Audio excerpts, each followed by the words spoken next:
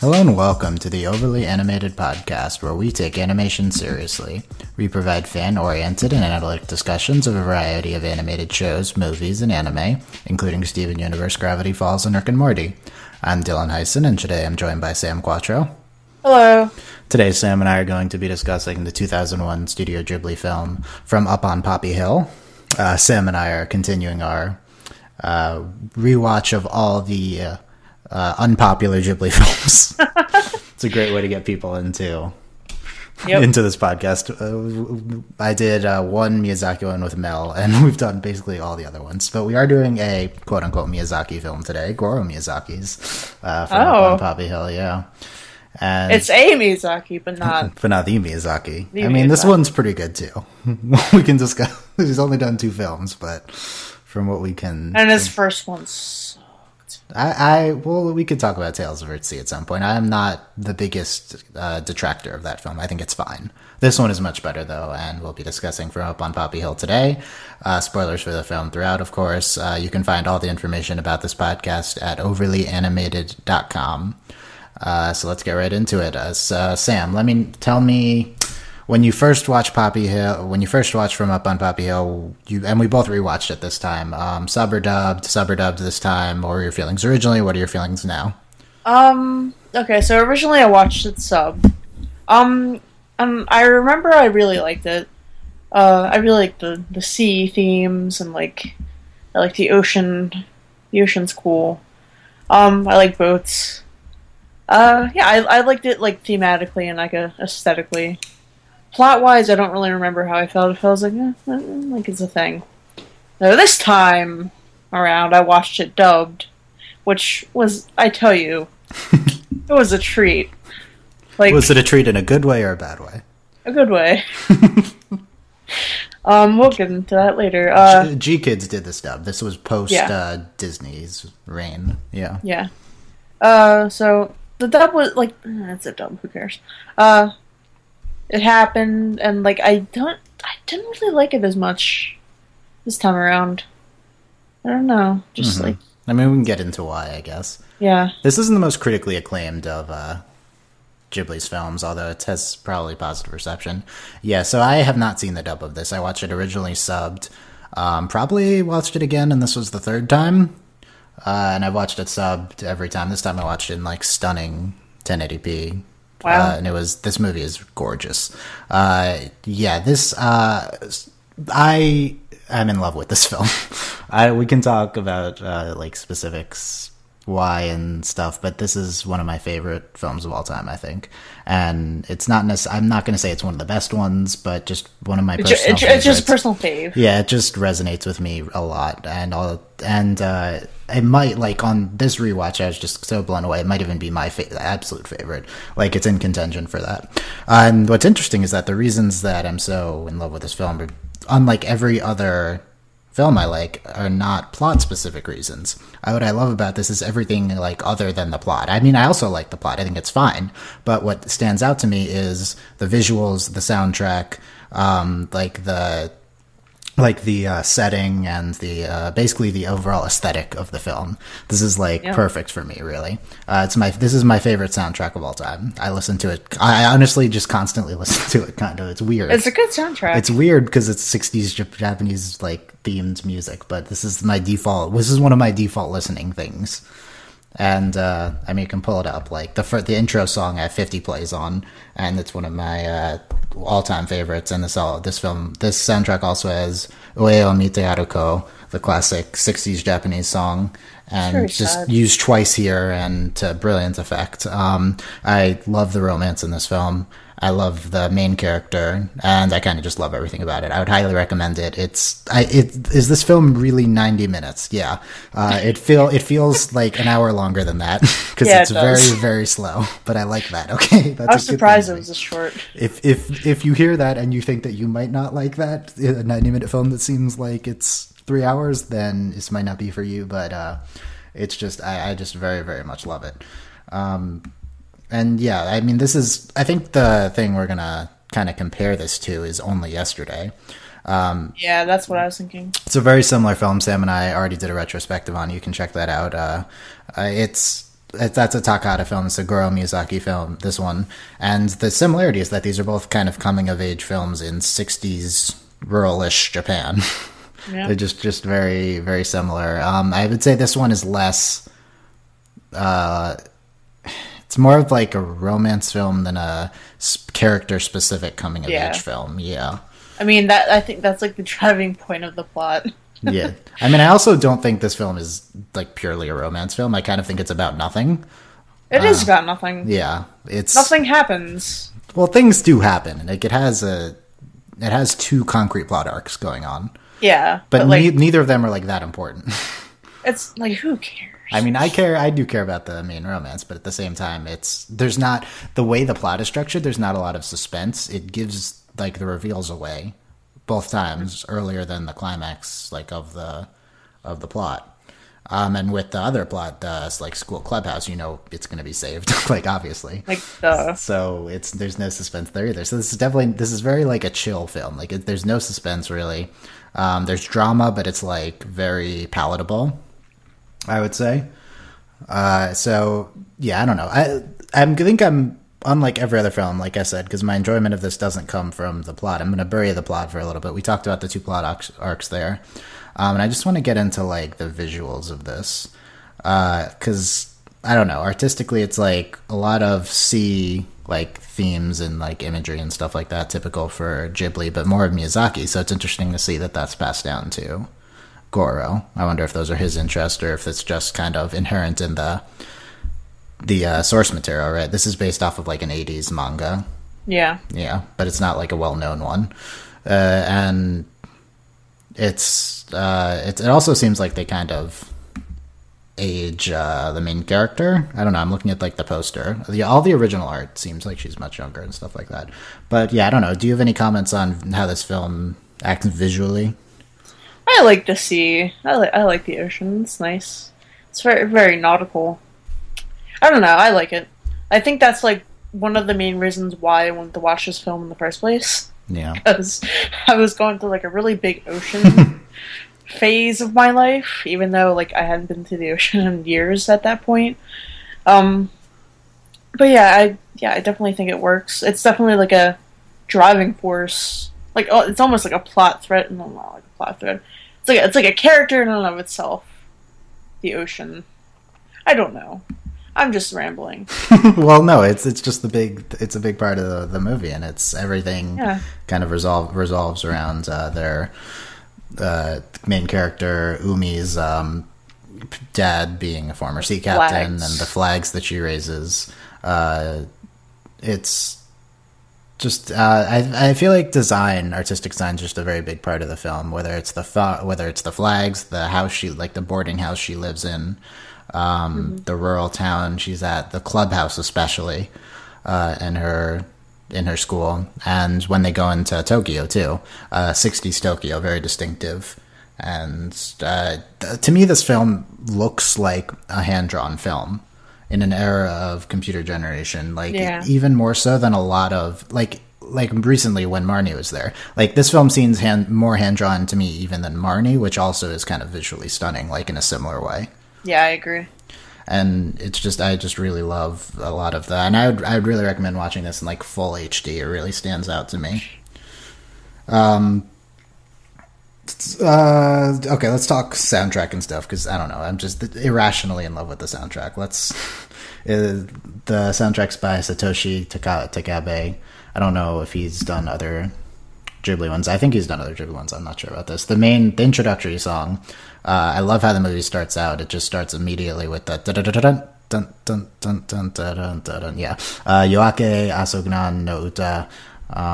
It's kind of this simple song sung by Oi Tashima, just about like preparing like breakfast in the morning or something like that. And it's like as Umi does so in the house, and I just think it just so brilliantly establishes this film, like the tone and theme, not the tone more than the themes of it, just like ruralish Japan 60s. It's so appealing to me. The entire intro sequence, meeting all of the Umi's family and stuff like that, even though it's impossible to keep track of all of them. Well, they're not like all her family. They're like distant. I don't know. It's like Hey Arnold, but it's, yeah. in 60s Japan. This This is Hey Arnold the movie, right? That's what. Even though there was a Hey Arnold the movie, there was a Hey Arnold. I don't know. There was much less like spy stuff, like much less like neighborhood saving, but like more romance, I suppose. Yeah. I don't know, but then again, Helga and Arnold had that thing. Is Umi Helga Pataki? Is that what we're saying? No, I don't. I feel like her sister is closer to that. Let's talk about Umi. Then we can go back to the soundtrack. She's kind of a non-distinctive character to a certain extent. She's like the Bella Swan. You know what I love about Umi? Yeah, well, is she the okay? Wait, no, hold on. Not that bad way. Not like in a bad way. I mean, like as in like a generic. She's like a generic female lead. What I love about Umi is that she's this kind of this appealing female Ghibli lead, and that she's like older. She's not like 12, but she's not incredibly feminine. Like you know, you feel me? Like I love her voice. Sure. It's her voice is just not very high pitched. She's not like a Genki girl, like energetic, and that's just it. She's just like a real person. I don't know. That's what it seems like to me. She's just like Bella Swan, who is also a real person. So I hear. I don't know about that one, but. You brought out some interesting comparisons so far that I was not expecting. No, because you said that she wasn't like standoutish, and that was like Twilight time here. Like that's I don't how Bella Swan was sort of like written to be. Unlike a lot of female leads in like animes, I don't like see Umi and like hard eyes over her. I just like relate to her, you know. She doesn't have like brightly colored hair, so she doesn't have what? She doesn't have bright colored. Yeah, this it's very much a realistic film and stuff like that. And she's no Nausicaa. She's not energetic and like high pitched voice like Nausicaa. She's very kind of down to earth and she has to be like the leader of the house. She's very dependable. Yeah, she cooks. She's just a very strong person. She's had everything thrown onto her. Maybe she's Arnold. I think she's Arnold. Her dad's dead, and her mom is away in a different country. And she is Arnold. Yes, she takes care of her two younger siblings, her grandmother, her entire family. It's pretty remarkable. So she's Arnold. That's one sense you get throughout the film is just how much she does. Like she has to turn down things a lot of the time. Yeah, she has to go back and like start preparing dinner and stuff like that. Though at the end of the movie, it kind of started stressing me out because like. She was like getting home later and later. She wasn't there to do the thing. She was like, "Oh, Sora's taking care of this today." What about your responsibilities at home? But I love how the movie like establishes just how much she's doing and how kind of admirable she is without like stating it and without her having it's Japanese society like expects it of her, and no one's really praising her. I mean, everyone seems like appreciative, but it's just like what she has to do. And as like the audience, I feel like we really sympathize with her because of it, even if people around her aren't like inherently sympathetic to her because of that. Mm-hmm. And I don't know, she's just eventually comes across very, very sympathetically, and I really think she's the entry point into this main romance of the film. I don't think the guy matters too much.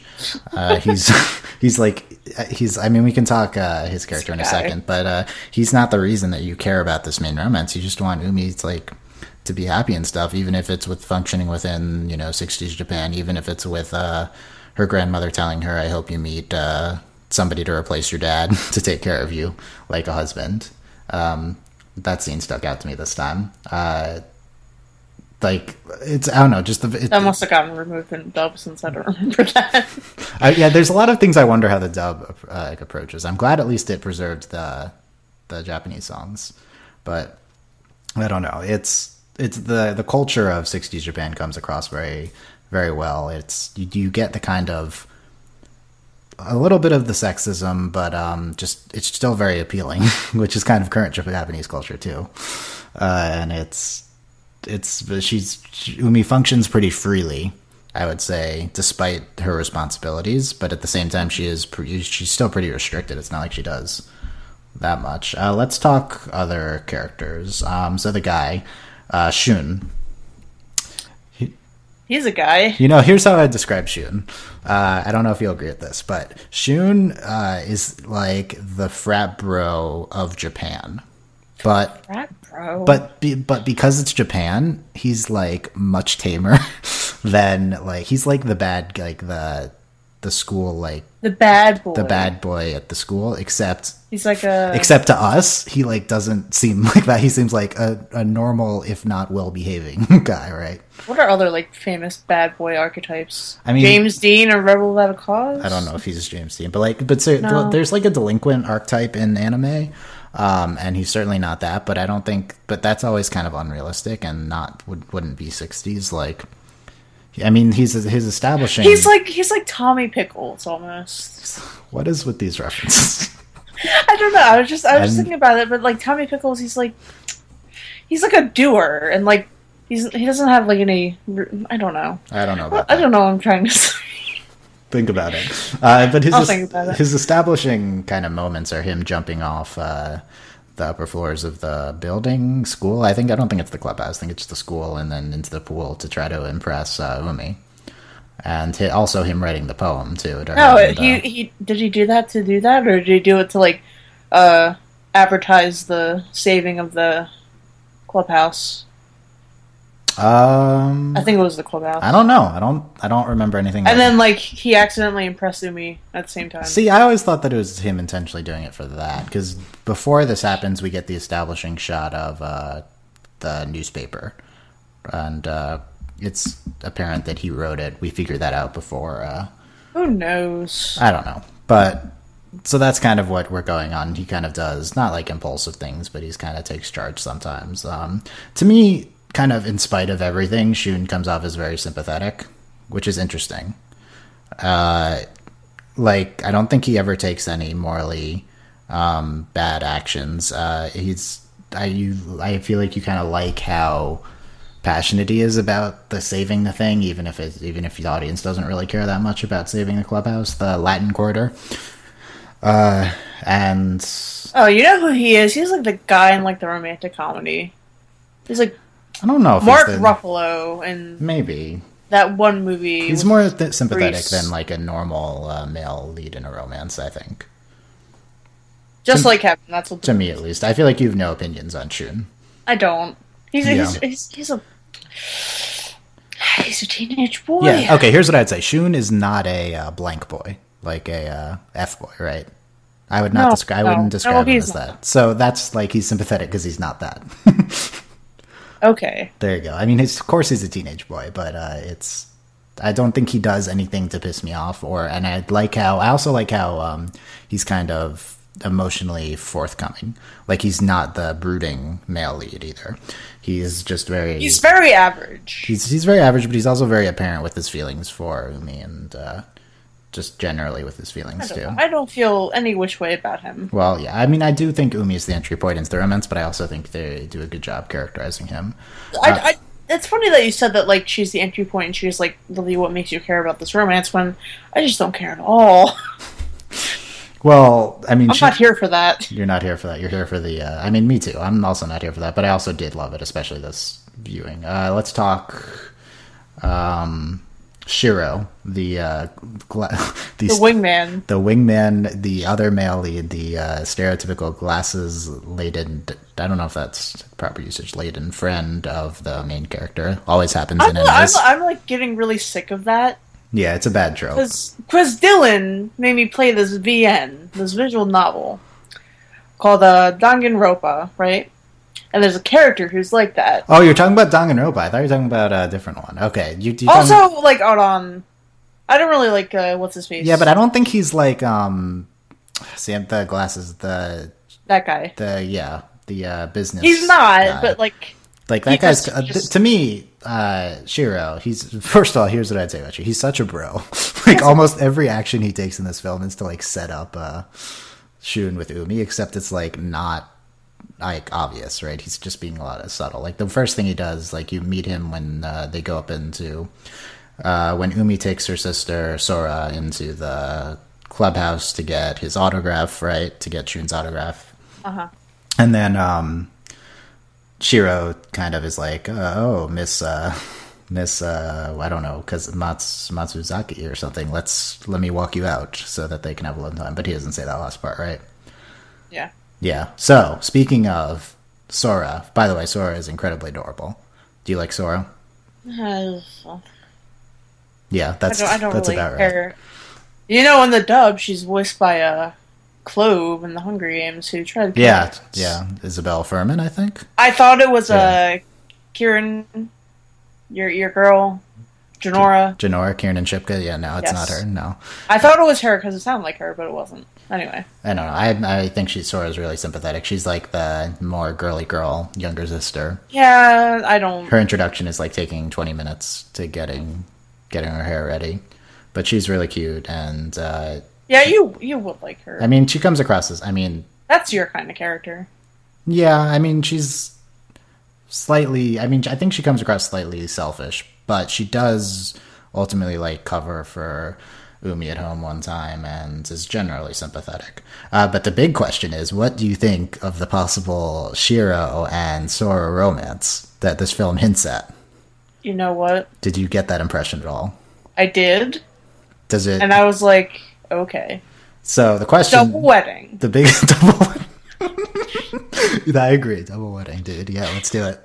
They can Shun and Shiro are brothers for life. They could become brother-in-laws. Brother-in-laws, Yeah, yeah. it's brothers for life. The big question is, how old are these characters? How young is Sora? It's not clear. I think that Well, it's like indicated by like their little it's their, statue. yeah, patches. their ribbons indicate their. I agree, their year in school. I think that they go to a combination middle high school. That's the impression I got, I'm not sure, but and that she's like a 7th or 8th grader. I think there's like a lot of stuff going on in the realm of questionable romantic connections. Yeah, I mean, okay, so she.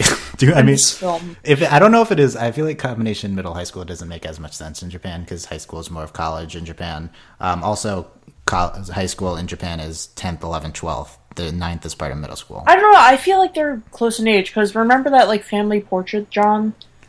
It was like the mom and the them and like the brother and stuff. You think Sora and Umi are close? Yeah, in age? they're like they're pretty close in age. I guess she could. I They, mean, they look close in age. well, what year is Umi? Right? Is she? She's like is year she, 2. Is she a? Second year. She's a junior. Yeah, that's what I also thought. I mean, they don't call it in Japan. Yeah, she's year 2. So that means Sora is either year 1 in high school, which I don't. I got the impression she was like an 8th grader or an 8th grader. I don't know, but That's you know. okay. So the question: America was like, all right, the dub.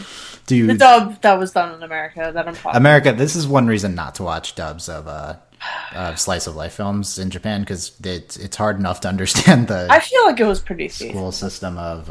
Yeah, I mean, there's not that much. There's not that much plot to get wrong, you know, in this one. But I don't know. I ship the Sora and Shiro romance. I think they're pretty adorable. Yeah. They're like there for like maybe like a minute total screen time, maybe 30 seconds. Well, like he walks her out in that one scene, and then later and they're like burning stuff. They're when they're burning, yeah, and they're kind of always sometimes talking. Maybe another scene when they're cleaning it up, and then at the end, there's one shot of them. I think he's like lifting her up or something, or hugging her embracing her during the background of one other scene. And I was obviously like, double wedding. I think that's the conclusion here. I think in the spring, because that's like when people have weddings, right? I don't know. I don't know when people in Japan have weddings. What? So okay, I would classify those as the 4 main characters, even though Sora is like kind of a secondary character. Do you have any other notable characters to talk about? Well, the art student. Yeah, what's her name? This is one of the many people living in Hong. Oh god, I'm gonna butcher this so bad. Shigacho Hiro Kuri. Sachiko Hiro Kuji, yeah. Yes. Voiced by Aubrey Plaza. In the dub. Apparently. That was the treat in the dub. That seems like the Aubrey Plaza character. Except she's like less snarky, I think, than normal. It was a treat. It was beautiful. How did Aubrey Plaza voice that character? Was she like... She was Aubrey Plaza. Because in the sub, that character doesn't come across as snarky or anything except genuine. No, it was Aubrey Plaza minus snark. Minus snark, yeah. She does. It's kind of like her as Eska, except less. I don't know. Did it sound like her as Eska from Legend of Korra? Less deadpan. Less deadpan. Interesting. It was just like, mwah. I love it.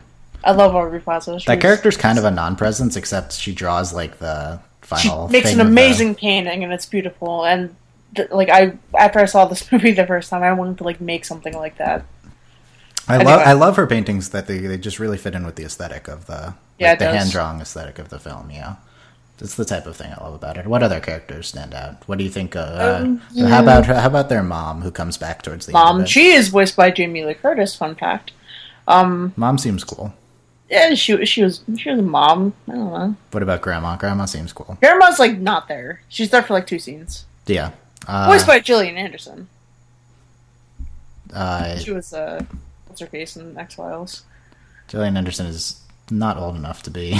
That's why I was kind of confused. I don't understand that casting. When I was reading it, I thought that Wikipedia had gotten Jamie Lee Curtis and Gillian Anderson like switched. Yeah. But the mom was very clearly Jamie Lee Curtis. Yeah, I don't think she's old enough for that. What do you think of Shun's dad, the captain, the adoptive father? He seems like a very sad man. Yeah, you know what I love about Shun's dad is that he's the stereotypical non-emotional dad, completely nothing, except he like isn't like a jerk, and he's like you can tell he's caring, and he thumbs up him at the end when they're on his ship coming back. Wink, and he's like blush, smile. Yeah, I don't know. I like him.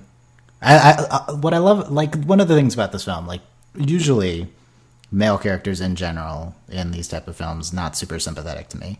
This one, like almost everyone was like I actually like I like Shun, I like Shiro, I like Shun's dad. I mean, they're all fine, you know. They're all kind of. Oh yeah, there's also the doctor lady. The Miki. Doctor lady. Miki. What did she do? Oh, she like talked about. She was like, "Why don't you invite these cute boys to my going away party?" Oh, she sort of like sets the whole thing in motion that the movie. Happens on. Yeah, that's what. So she's the one that prompts it. The movie's not very clear on why everyone starts coming over to Umi's place, but I guess it's her. Is she the one that's working for the grandma, or is she just one of the ones that's staying? No, she's one of the ones who's staying. She's like a doctor lady. Oh man, there's too many people in the house to keep track of. Yeah, too many people. So then they come over and then they discover the lineage, what I want to remember is, because we've both seen this film before, so film, when you've seen it before, it's very obvious, right, when Shun looks at the picture when he's at Umi's house, what's going on in terms of the siblings thing. And I don't think that would be obvious on first viewing. I don't remember when I figured it out. But the film does eventually make it. I'm pretty sure you should be able to figure it out before he reveals it to her in that one scene where she finally confronts him. Because the scene where he confronts her about it, or she confronts him, she's like, "If you don't like me, just say so." And then he's like... Well, in the dub, at least, I don't remember the sub, but like he has a talk with Dad, and he's like, "Tell me about my real dad, that guy." Yeah, there you go. So that's how we figure it out, finally. Like, it's hinted before that, too, I guess, or... Yeah, he talks to his dad about his adopted father, about his birth father. And this is one of the 2 scenes where the movie, like, reveals its secrets before before it, has a climactic scene. Like, Umi confronting Shun should, in, like, the ring... Or I don't know if it's raining outside of the school. It was raining. Yeah, it was raining. That's like an iconic scene to me. They were sharing an umbrella. Aww. And like that's because like we know what's going on before that, so I don't think there's ever any suspense. And then the second one is when we find out that they're not actually siblings. Is we figured that out from Umi talking to her mom. So like we just know ahead of time. Them going to the third guy in the photo in the climax of the film is kind of not necessary plot wise. But dude, it's like. But I think it was very emotional, though. It's really funny. Why is it really funny? They're, like, running. They're racing to this boat. Dude, to talk to this man. This is the climax of the film. Them talking to find out if they can date. Dude, it's serious business. Without it being incest. Yeah. It's amazing. It's the perfect climax. So then... so what else happens with their romance? Okay, so then they think they're siblings, and then they're... then they're like, "I love you anyway." No, not yet. They're rebuilding the clubhouse, and they're kind of just, there's tension before that, and then Shiro's like, "What's going on, dude?" He's like, "I worked so hard to set you up. Come on, stop ruining it, bro." But then their kind of tension resolves once they're siblings, but then they're not siblings. And then we have the scene. What do? They do okay. So eventually they end up at night outside of the bus. Is this in Tokyo? This is like going home from Tokyo. Yeah. So they go into Tokyo, and then I don't know. They must have some sort of. Do they have any romance thing there? I'm not sure. But then going home from Tokyo, we get the best scene ever. Okay. The best scene ever, in which Umi's getting on the bus. I think is that what's happening? Yeah. And she tells him that I don't care if we're brother and sister. It won't affect that I'm in love with you. And he's like, "Me too, bro." And I'm like, "Oh my god, it's the most romantic thing ever." But actually, it kind of is, though. Like, this movie's so weird. Oh, I love that. I can't tell you how much I unabashedly love that scene. I just can't get over that climax. Like, I don't think that she told him what her mom said. Yeah, he didn't know. He didn't know. So, like, yeah, they're still running to this man before he like has to. What is going through Shootin's head when they're doing that? Yeah, to just find out like if we can date. I mean, I guess without it being seriously. weird. I mean, seriously though, like that is. They're just. I honestly think they're like really adorable, and like so that scene is just one of the biggest expressions of love I've seen. And yeah, I was thinking about it today. Like, you know what? If I were in that situation, I would be running to the dock too. But like looking at it from an outside perspective, it's very funny.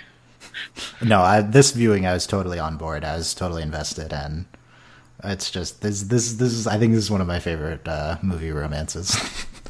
Really? Yeah, it's so boring. I love it so much. It's so good. Straight people. They convince me. I mean, okay, that's the criticism of the film, but it's just everyone's. Well, that's like our criticism. Yeah, but also it's like 60s Japan, so I feel like this kind of furthers the aesthetic, you know. Straight people. If it was like gay people in 60s Japan, kind of overcoming the odds, it would be like more drama, but it like wouldn't be as stereotypically in aesthetic, you know. That would be a movie. Let's make a movie about that. Would be a movie. I mean, there's plenty of mangas about 60s. I don't know about 60s, but about overcoming Japanese ingrained. Let's do it. Stuff. Like Girlfriends has a lot of that, and yeah. Mm-hmm. Anyway, the manga recommendation: Girl Space Friends, for the lesbians. You know, if you're into that, but which you should be, but isn't everyone? Because Korosami now. That and like the bad way of fetishizing. Anyway, that manga does a good job of not fetishizing, I think, but. What else about Umi and Shun? I don't know. And the resolve of their romance is there's like no big romantic climax for them. They just the dad winks at them, and then they're sailing away, and then yay. Then the credits happen. Yeah, I wanted a big kiss, but no. It's only they only kiss if it's like really important. It would be really important. This movie is very unimportant. But I do like that not having any sort of big romantic thing in the end does emphasize the previous feelings. Like the big reveal of the feelings is when they think they're siblings. Like it's so intense, right? It's so wacky. It's none of it's wacky. It's like not wacky. It said in the dub. I don't know if he said in the sub, but it's like a melodrama. He did say, yeah. He said it's like some dumb teen melodrama. He was pretty. I feel like G-Kids. But like, okay, getting into it a little bit more. Like the reason they have this intense connection is based off of the flags, the signal flags, and their shared stuff about the sea. But the only reason they have that shared stuff about the sea is because their parents were like friends and stuff, right? So it really checks out. Like they're kind of like, while we thought that they were siblings in the movie, it was like they originally grew close kind of because of that. That's the reason they had that connection. It's like when you're like a kid and you think about having kids of your own when you're younger. Well, when you're older, rather. Not when you can't do that. When you think about having kids when you're older, you're like, well, best friend Sally, I hope that we have kids at the same time and that they get married so that we can be related. It's like that. Aw. Yeah, though, no, honestly, that's what it was for their, parents, for their dads, yeah. Except that didn't happen, because they're all dead. Except they're all dead. Sad. Yeah. So then they had to just give him, like, an incest scare. Like, okay, thanks, Dad. Thanks, Dad, for that incest scare, jeez. But they didn't matter. Umi and Shootin would have ran off together anyway. Yep. They would have ran out of the, wherever they are. I know where they are. They're in, some place. I just looked it up earlier. But, Port of Yokohama. Yeah, they're in Yokohama, Japan, yeah. Wherever that is. I don't know where that is. Yeah, I mean, they're close to Tokyo, obviously, because they go in there. So let's talk Actually, let's get back to the soundtrack, because we kind of went off from when I was talking about that. I don't even want to talk about the soundtrack. Well, I can monologue on the soundtrack. So all right. We had the intro song, the Making Breakfast in the Meaning. One other big one that stands out is the Latin Quarter song, which they repeated several times. Karu Chera Tan. I mean, we can play it. I don't think you'll be able to hear it, but I'm playing it to myself, so. Except not, because... I can't hear it. Yeah. Anyway, it's that's really distinctive and like upbeat and really good. And they play this kind of few reprises of that. They have another song where maybe two more where Ao Tashima sings.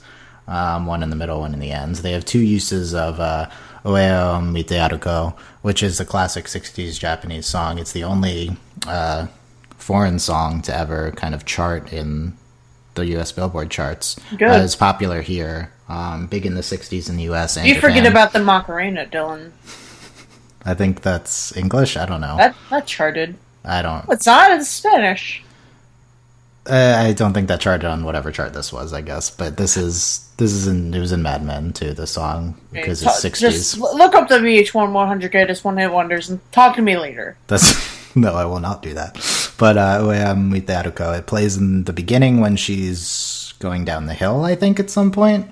And then it plays at the end when they're in Tokyo. Yeah, it does play when she's going down the hill. Yeah, and it's both uses are incredible. I mean, the film, this song is the aesthetic of the film. Basically, the entire film could be set to the song. The song is sad. The movie's kind of sad. Yeah, kind of. Yeah, everybody's dead. Everyone's dead, and they can't be together, and yeah, life is just terrible. But like, I don't know.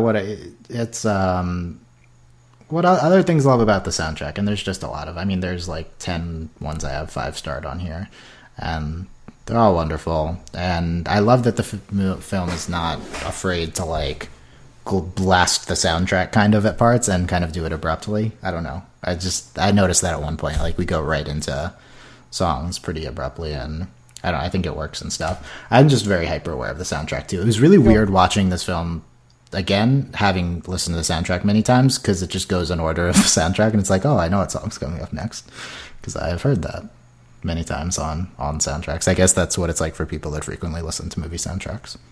Wow. Yeah. You're becoming one of those people. I mean, just this one, but yeah. I have the other Ghibli ones, too, on here. This is my most listened to one, though. Let's talk about the other plot of the film. That thing. The Latin Quarter and saving the Latin Quarter. What do you think of this plot? Do you care? I think maybe this is what makes it the hair on all the movie. Except it's much less stakes. No, there's like... It's like you're not being evicted, but it's like the pride of your school. But I don't get why some people care, such as Shun, because he's like graduating and like, who cares? Let's see, like, okay, rather than also teenage boys. Okay, so the Latin Quarter is filled with teenage boys, yeah, who are in clubs. I don't know why there aren't girls there, but 60s stuff, I don't know. But the big question is, why does Umi care about the Latin Quarter, right? Because the first time Umi ever steps foot in the Latin Quarter is the time we see her in the beginning of the film. I don't know. I guess she cares because Shun, yeah. Because young love, etc., etc. But it's... I don't know. I don't necessarily care if the clubhouse is torn down, but I love everything that they do with it, because especially the design of it and how just gorgeous it is, especially after they clean it up. I also love the characters inside. I mean, we start with Shun and Shiro, who are both interesting characters. We have the big one is the philosophy club guy. He was voiced by Ron Howard, the Richard Cunningham and Happy Days famous director. Why is he voiced by Ron Howard? Do you like? I don't know. Do you like the philosophy club student? Yes, the thing is, the Ron Howard is a very high pitched voice. I'm Ron Howard, like that. No, he wasn't. I'm Ron. But I'm Ron Howard. But the Class Week Up student in the sub has his like, oh, that's his. He talks like that. No, he's not like that high pitched. He in Arrested Development. He is. He's. I don't know. He's very interesting. Sit on a party. I really like that character. I like there's a lot of other minor characters, I guess. Then there's all the Vumi's friends who come to help clean and stuff, and yeah. One of them, like, she always buys her lunch, but like what?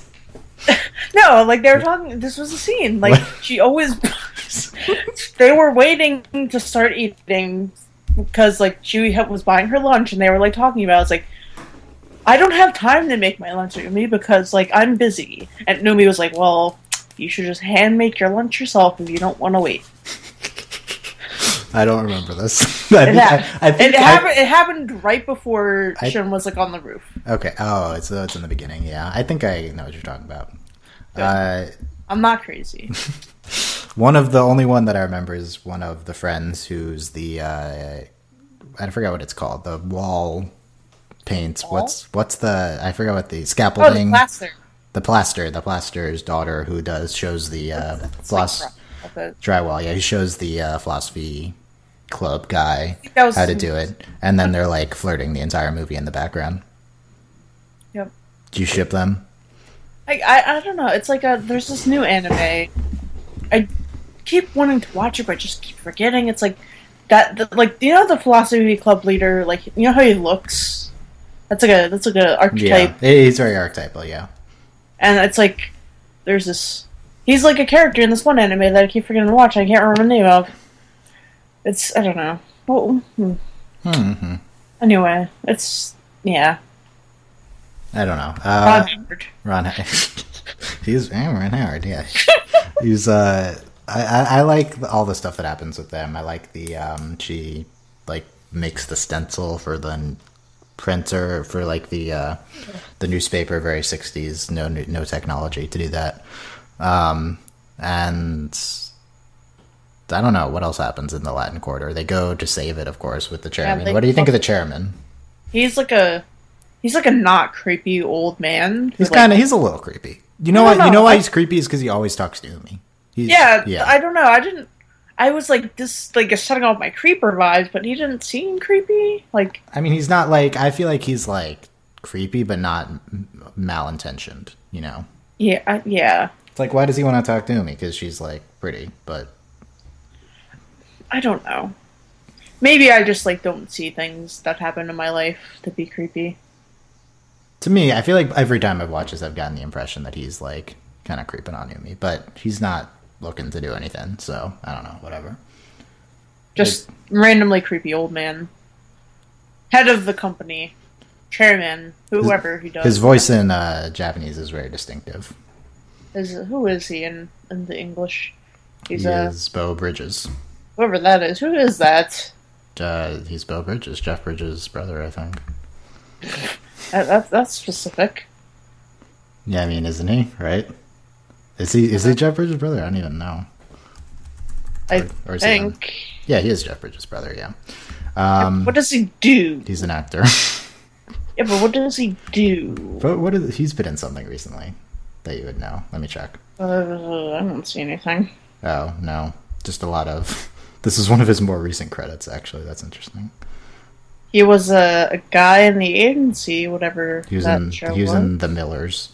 That's what he was doing recently. Whatever that is. There's a show on CBS. He's like a...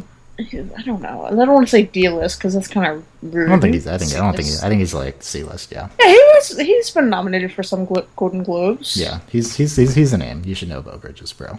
I don't know who. I don't. Let's see. I don't. Jeff Dunham voices Jen in the English language version. Who's Jen? Gen. I actually don't know who Jen is. Why is Jeff Dunham doing a voice in here? I don't know who Jen is. I don't know either who Jen is. That's interesting. I didn't notice Jeff Dunham, though. So all is well. All is well. Yeah, so they What do you think of the debate that happens? Oh, teenage boys. Yeah. Oh my god, please make them stop. Make them stop. Just end them. Just end that. I mean, that was a lot. Just please make them like go to an island and then come back when they are not teenage anymore. So you're proposing that we replicate Lord of the Flies? That's what you're saying? That's not a good solution, Sam. It seemed okay for some of them. No, did you? Okay, no. I did read Lord of the Flies, Dylan. They were not okay. Well, they were like 10. Okay. Okay. So it's different. This would be like 16. It'd be like even worse with these guys. They were charging at each other in a freaking school debate. So you think they're being not aggressive? I don't know. Stop them. What else are we going to talk about? I don't know. Does anything else happen? Not much happens. She interacts with people in the town. She has like a dream sequence. She does have a dream sequence, yeah. It's like, and like this movie's so literal that it's very kind of jarring because it's not obvious it's his dream and stuff like that. Picture. I don't know what else we want to talk about. There's breastfeeding. When was there the breastfeeding?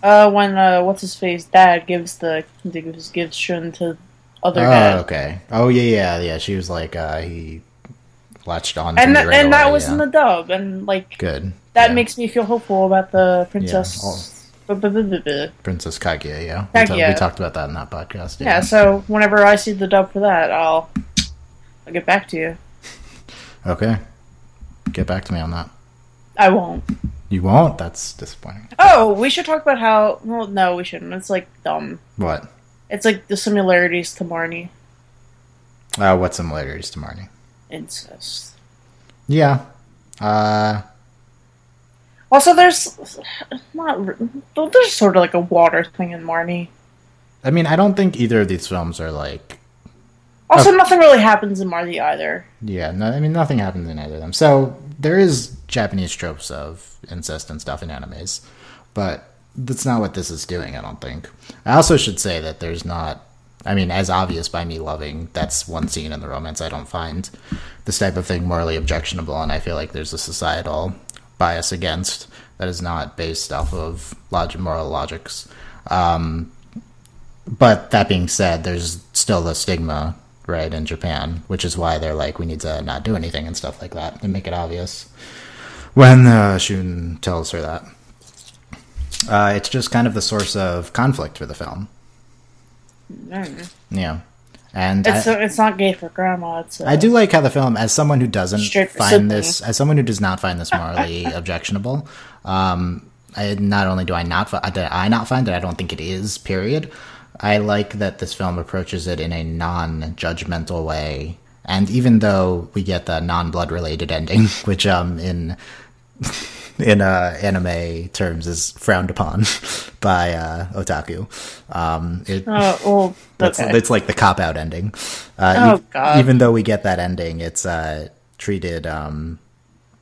there's still stuff in the middle where it's like a genuine thing, and I don't think that this film is judging or doing anything except commenting on the societal bias that exists in the 60s. This film is very just the realities of the 60s. Like, I feel like it's that scene where he says "I love you anyway" is supposed to be romantic, and the film's just very much trying to do that, and I really admire it for doing that. And I very, very much love that aspect of it. I don't think there's much... It's just why is anything in this plot? You know, why do we have half of the film about saving the Latin Quarter? It doesn't really matter, you know. It's just very aesthetic based, and none of this movie matters. I guess it's what the manga was on, but whatever. Instead of gay for grandma, it's straight for sibling. The hashtag straight for sibling. That's the hashtag for this podcast. Yeah. No, it isn't. You can tell. You can tweet. I'm not tweeting that. You can tweet at us with that. No, you can't. You can tweet at Sam at @QuillMCR with hashtag straight for sibling. No, you will not. And you will discuss. But ultimately that's not true though. Unlike Marnie. Yeah. Yeah. We kind of spoiled the end for Marnie. whatever. Who cares? It's not. I don't think it matters that much, honestly. Neither of these films really have that many spoilers. Yeah. So overall, I mean, I'm just seriously in love with this. This is the aesthetic for me. Visually, it is the aesthetic. Plot-wise and like character-wise, is like me. Like for me, I love the characters. I think the plot is good. It's not like wonderful, but it's like good. I totally bought into the romance this time, and this personally just, I mean, we kind of talked about this before, but the 60s Japan aesthetic in a lot of these films is just so great for me, and I kind of can actively seek it out now. There's a few other films I've found that take place in this time period and in Japan, and I kind of just want to watch them for the feel of it, you know? I'm starting to feel like I'm an action anime fan trapped in a circle of slice of life anime fans. Well, the thing is that we had a Google Doc where I was like, tell me which Ghibli films you want to. I did, and I was like, because you signed up for all the slice of life ones, you know. I remember liking this movie when I first watched it, but yeah, but you did like Only Yesterday and Marnie, and so like it's just one of them, you know. As I have grown older, I have become less emotional and more. Yeah, here's the thing. I first watched this when I was like in my big romance period, like in high school. Like that was like the most important plot element to me. Were you also writing about nature? No. Romanticism. Not that type of romanticism. Just like very much into romance plots and stuff like that. I went to 11th grade in high school. Congrats on English. that. Thank you. So did Umi. She's in 11th grade. Yeah, look at that. So that was very much into that at the time, so it makes sense that I would love the film when I first watched it when it came out. But now I'm much less into that and just less emotional about these types of things. But it still stood out to me this time, and I'm not sure if it was... I still think that's like a problem, because I'm finding myself more and more just not interested in straight relationships and the media. I mean, me as well, but I still resonated with this film. I'm not sure if it was just because I was in a good mood when I watched it again. And that's really hindering my ability to watch things, and it makes me sad, but then again... Whatever, okay. I mean, do you want to talk about how everything in this film is straight? I feel like we talked about it for... teenage boys. I mean, the thing is that this is 60s Japan, and everything is... Like, I feel like this When will you get married? Blah, blah, blah. Yeah, it's very much like when you find someone you get married, stuff like that. And to me, this is like a progressive film for something that takes place in 60s Japan because it's very female-focused, you know? So I'm not going to, like, criticize this film for having straight romances because it's just very much supposed to be set in the 60s and have a realistic 60s Japanese viewpoint. And I just, like, it would just be a different story, you know, if it was... about a gay incestuous romance instead of a straight incestuous romance. I'm telling you, we gotta make it. Where's our manga? If it was hashtag gay for sibling instead of hashtag straight for sibling. Yeah, but then that doesn't roll off the tongue that well. It does not alliterative. So I will say this, I have no social criticisms for this film because it is a period piece. It focuses on a female lead, which is progressive enough, and I feel like this is good for a period piece, and I don't know, I genuinely have like no criticisms of this film. I'm so very in love with it. I feel very meh. Yeah, I mean, I feel like most people would agree with you. I don't think anyone else would say this is one of their favorite films. Like it's a nice movie to like spend an hour and a half watching, but like this will extend the time of your life because it feels like longer than an hour and a half. Yes, I mean, Princess Kaguya. Like, that was, what, 2.5 hours? That was actually 2.5 hours, yeah. That was actually 2.5 hours. It felt shorter than this. I think they seem like the same length, yeah. Anyhow. Anyway, in conclusion, I love Umi, I love this film, I love this aesthetic, and I will continue to listen to the soundtrack. I would recommend downloading it. I think I guess the English translation of the first song is the breakfast song. I'd definitely recommend that one. Listen to Ue o Mite Aruko, classic Japanese song. It's wonderful. And yeah. Breakfast song. The breakfast song. It's called Sunrise, the breakfast song. Oh, that's very nice. Co-written by Goro Miyazaki. I will say, Goro, I think, does an incredible job with this film. The direction on this is so good. Like, that's what I love about it, is the direction parts of it, you know? Did you know? What? That he is a landscaper? Yeah, I know, it's weird. He has done 2 films, but he has like a different job and stuff. We should say Hayao Miyazaki co-wrote this film. So this is co-written by Miyazaki. It does seem very Miyazaki, and the young female lead, the ships, stuff like that. I don't know. Why did he decide to direct? What's happening? Goro, tell me. Just give me like an. I don't really know what's going on with Goro. He has not done any films. He's in a documentary. Okay, I need to see the documentary already. He appears. I will say, I think Tales of Earthsea is good. I think it's good. I actually haven't seen it. What? You just criticized it earlier. Sam. Oh my goodness. I'm just spreading the message that I've heard from others. Whom I trust. That film is not this film. You know how this film kind of has a map plot. That film is like a worse plot, but still, I still genuinely think that's a good film. But I think this is a gem. Goro's work will be forever ingrained in From Up on Poppy Hill. One last note, I really like that title. That's another reason why I wanted to watch it the first time I watched it. It's a really good title, yeah. It's a really good title. Yeah, I feel like it captures... Even though, the Poppy Hill doesn't matter at all.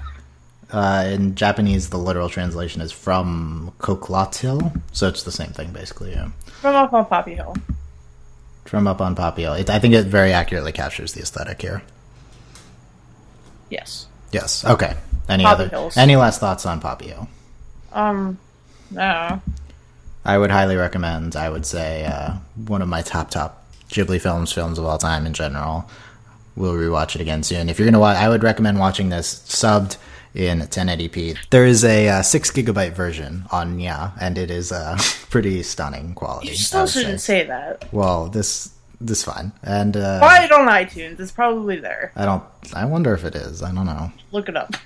Anyway, that's all for this week. Somebody had to give the this episode. I recommend the dub if you want to hear Aubrey Plaza. Also, the guy from the Star Trek, the new one, the what's his face? Russian guy, Anton Yelchin. Yeah, he's the male lead. Yeah, Anton Yelchin. Yeah. I'm Dylan Hysen. That's Sam Quattro. You can find our social media stuff and everything at overlyanimated.com. You can tweet about this podcast with hashtag straight for sibling. And no, you can't. Don't do that. And nobody's gonna know what you're talking about, and when people are gonna go through your Twitter, they're gonna think you're a weirdo. Oh yeah, actually, okay, don't do that. I changed my mind. Don't do that. Because I deleted the one I made because I didn't want people to think I was weird. Okay, Sam, sorry. Don't do that. I don't think it is going to listen that far anyway. We're going to eventually go through every Ghibli film, not me and Sam, but with someone. Me and Sam. I don't know what our next one will be. Me and you. Maybe Tales of Earthsea. I have no burning desire to talk about Tales of Earthsea. Neither do I. What do you want to talk about next? I don't know. I don't have to check the list. You want to talk about one of the big guys, the Spirit of the Ways, let's check the list quickly. I signed up for Princess Mononoke, by the way. Oh, okay. Let's do that then. Well, I don't know. Interesting. Whatever you want to do. Because it's your thoughts. I also talked about Mononoke a lot on the Nausicaa one with Mel. I didn't listen. Did you guys bring up my Shia LaBeouf? We talked about Shia very, very frequently, yeah. Yep, performance artist Shia LaBeouf. He was there, yeah. He's in the dub. Yeah, he is. Okay, David Stevens. Thanks for listening, guys. Patreon. Patreon.com/overlyanimated. Oh, God. Check us out there. Thanks for our current patrons, Nate, Cordell, Shayna, Beatriz, and Mitch. Dylan, I don't remember the nicknames. I'll just do it. Nathan Fillion, Cordell University, Heyna, Beatriz Lestrange, and Fever Mitch. Are we really calling him Nathan? No, I don't like that. Well, we've done it for 5 podcasts now. So. I don't like it. We can change it at any time. Also, when are they going to join the Facebook group? I told, guys, join the Facebook group. If you are if you're a Patreon and you've contributed $5 or more per month, you can join our exclusive Facebook group where there are intense discussions happening. Basically, just me, Mel, and Dylan yelling at each other. No, that's Shayna and Beatrix talk too. No. And us yelling at each other. And us yelling at each other. It's entertaining. We don't do that in private. Yeah, we also do that in private. So, Anyway, thanks for listening, guys. We'll see you next time. Our next podcast will be, you could be listening to this much later, but on Monday we will have new episodes of Rick and Morty and Gravity Falls. So we'll be podcasting on those two. Monday, whenever that is. Spoiler alert, I already recorded the Rick and Morty one with Delaney, but that's okay. Wow. Yeah. Did it like leak? What happened? It leaked. Yeah. Oh. Also, the next episode leaked too. Wow. I don't know what they're doing over there, but I don't know. Adult Swim needs to get their stuff together. Yeah. All right. Thanks for listening. I keep trying to download a song from their website, and it isn't happening. Not happening. It's making me mad. Yeah. Well. Anyway, we'll end the podcast. Thanks for listening, guys. Bye. Bye.